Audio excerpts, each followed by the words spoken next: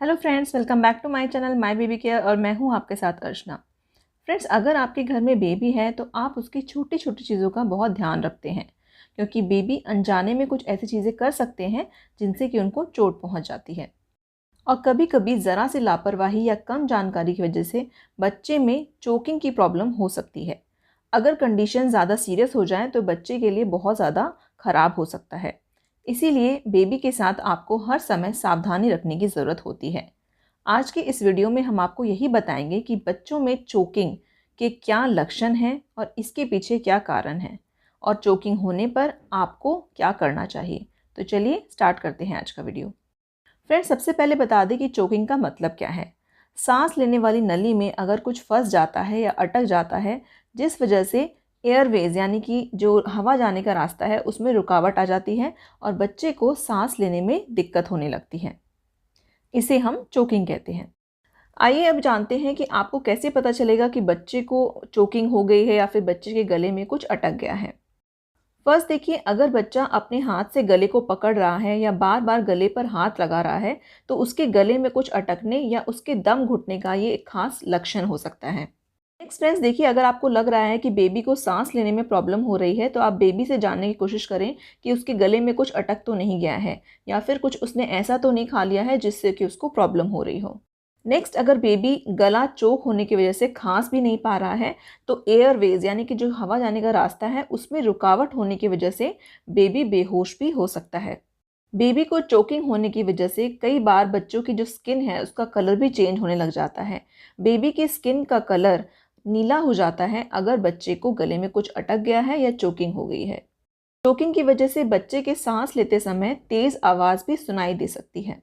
अगर बेबी के गले में कुछ अटक जाता है तो बेबी कुछ बोलने में जो है उसको परेशानी होती है और इसके अलावा वो लगातार रो भी नहीं पाता है। अब आपको बताते हैं कि बेबी में चोकिंग के क्या कारण होते हैं, किन कारणों की वजह से बच्चे का गला अटक सकता है।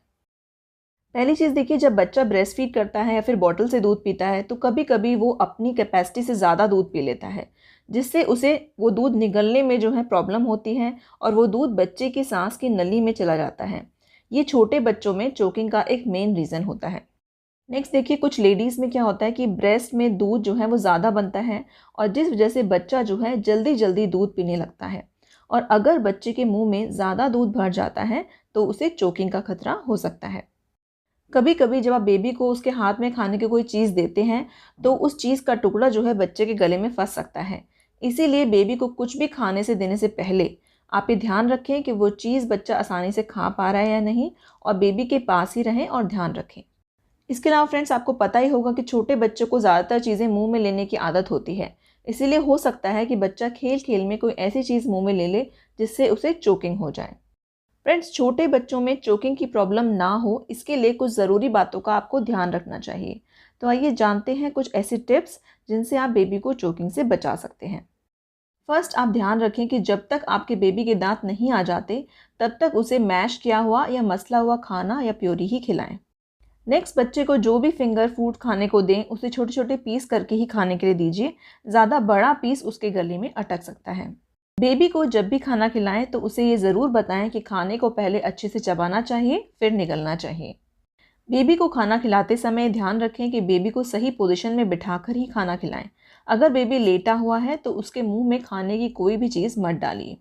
बेबी को जो भी खाना बनाकर खिलाएं उसे अच्छे से ज़रूर पका लें और बच्चे को ऐसी चीज़ खिलाएं जिसे वो आसानी से चबा सके या निगल सके। इसके अलावा फ्रेंड्स, अगर आपके घर में छोटा बेबी है तो आप ये ध्यान रखें कि बच्चे की पहुंच से जो बटन्स होते हैं या कुछ बीज होते हैं या फिर साबुत ड्राई फ्रूट्स हैं या कोई भी ऐसी चीज़ जो बच्चा जो है निगल सकता है, या फिर टॉयज़ होते हैं जिनके अंदर छोटी छोटी गोलियां आती हैं, तो इन चीज़ों को आप बच्चे की पहुंच से दूर रखें, वरना बच्चे के गले में इनके फंसने का खतरा हो सकता है। फ्रेंड्स, अगर आपके बेबी को चोकिंग हो रही है और वो खांस रहा है तो बच्चे का सर नीचे की तरफ करके उसे खांसने दें, पर उसकी पीठ को ना थपकें।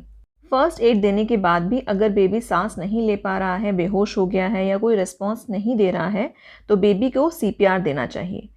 साथ ही जितना जल्दी हो सके आप डॉक्टर के पास बेबी को लेकर जाएं या फिर डॉक्टर से कंसल्ट ज़रूर करें। अपने आप कुछ नई चीज़ें घर में ट्राई मत कीजिए।